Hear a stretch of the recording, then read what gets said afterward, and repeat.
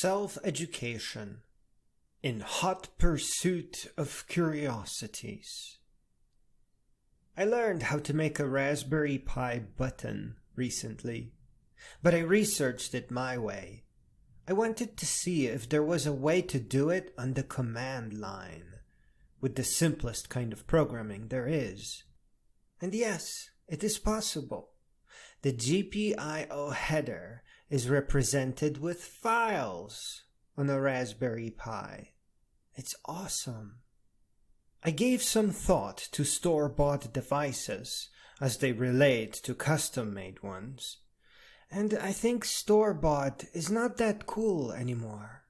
In his funny song Thrift Shop, Macklemore calls it getting tricked by a business, to say the least.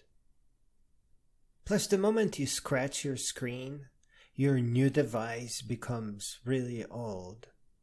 If you made it yourself, then you just get a new $20 screen. And hey, maybe some cool extras while you're at it.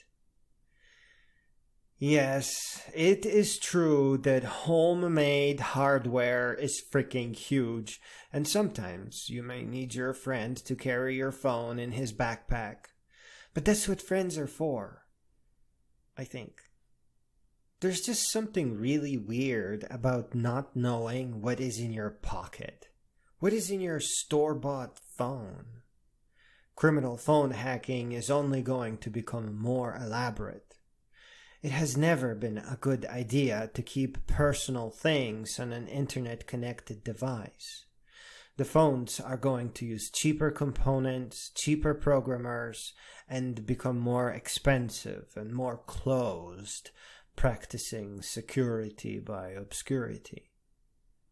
Oh, and then they will end up pretending a lot harder that recommendations are not ads.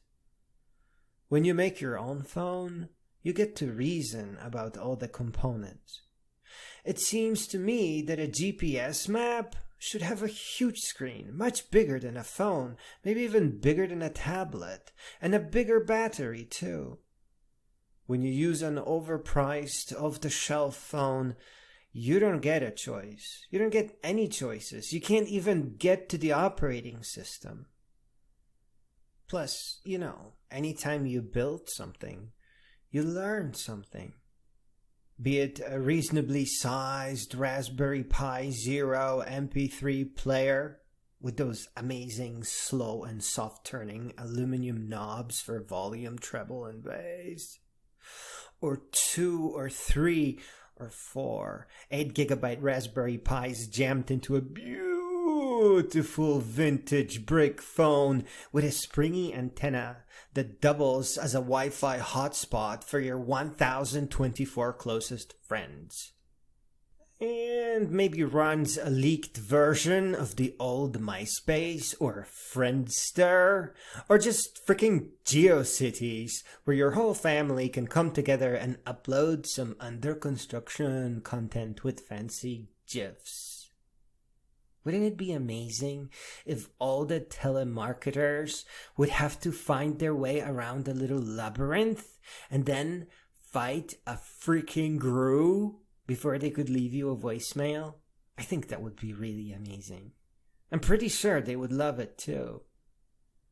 Old is new again. It's hard to explain. It will be somewhat hard to learn, and it will take forever.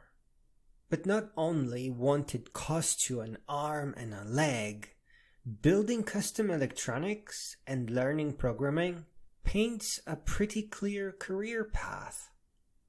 That is what high schools were supposed to be for, but they just can't do it. They don't know how to teach. They never will. Be it electronics and Linux, or windsurfing and day hiking, or painting or drawing, or better yet, whatever calls to you, it helps you with knowledge and wisdom. It is neither about some specific achievement or talent, or a device like an MP3 player, or an Olympic medal like in gymnastics. It is about the million things you learn while you are in pursuit of your curiosities and your adventures. We have to learn. We have to learn so that we will eventually become wise.